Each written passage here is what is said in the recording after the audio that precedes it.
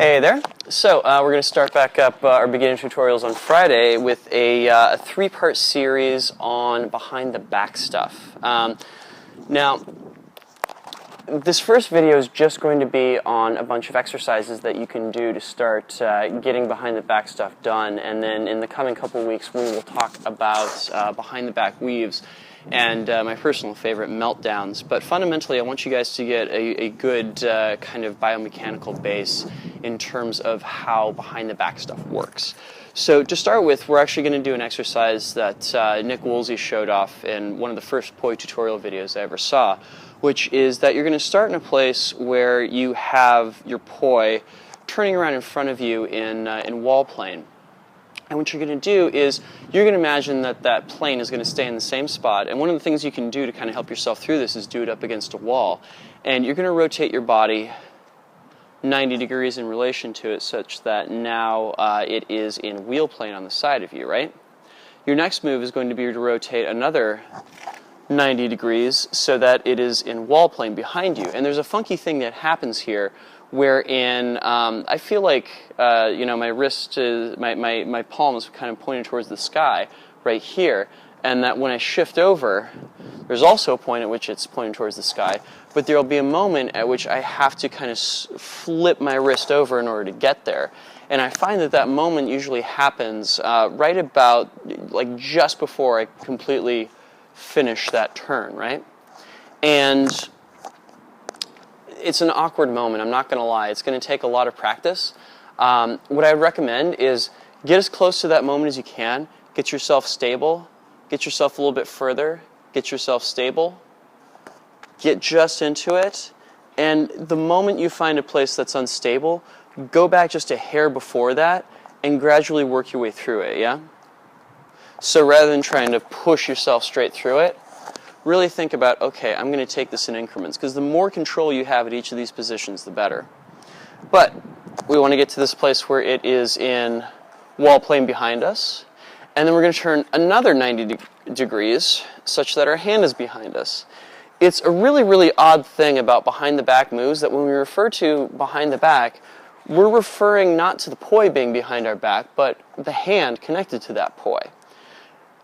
If you feel like going for gold, you're going to go around another 90 degrees such that you wind up with the poi rotating in wall plane in front of you with your arm behind you. Once you're here, your job then is to go back through those previous positions. To here, to here, to here, back to here.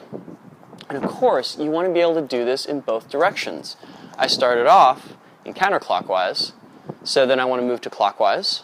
Once again, I find that point at which my wrist flips over. I get it so that my arm is behind my back. And then I go all the way around until my poi is in wall plane with my arm behind my back. This is where you get all those noodly Kate McCoy style moves from. And I go back, and I go back, and I go back, and I go back.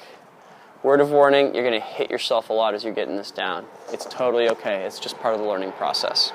So yeah, once you got that down, then it's time to get down really the same concept that we started these beginner tutorials with months ago, which is tic-tacs. Except that we're going to do our tic-tacs in positions where the arm is behind the back, right? So if you've got it to a point where you can come around here to wheel plane behind your back, your next move is to try and get your hand back to wheel plane on the other side of your body, and then back behind your back here. Yeah? So your hand is gonna go from wheel plane on its native side to behind the back on its non-native side. And it's just the same as switching back and forth right here, except that the movement happens behind your back. You may find that you're going to hit your feet, or rather hit the backs of your legs a little bit as you're doing this. A couple tips that can help you. Number one, you see how right now I'm almost completely doing this movement with my arms and hands? This can be really, really rough on your shoulders, so what I actually recommend you do is take your other hand, hold your wrist in the small of your back, and practice just going back and forth and putting this movement in the core of your body, right? like so.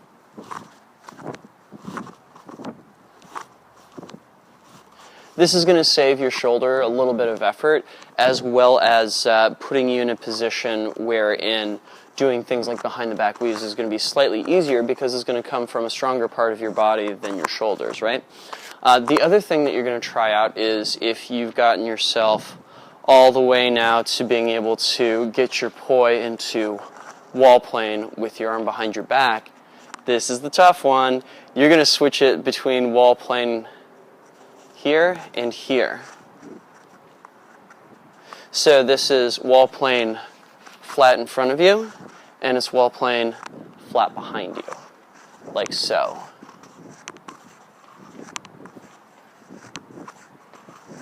And once again, at this point I'm barely moving my hands. This is a movement that is coming completely from my body core. So I'm kind of like looking, I would almost imagine like the line of sight being in a V where I look off this way and then I look this way, and that will help you shift your body how you need to in order to make this work. So practice all these things, and next week we will come back and talk about doing the 3-beat weave behind your back. Exciting! Thanks for watching, guys, and I will see you next Friday. Peace.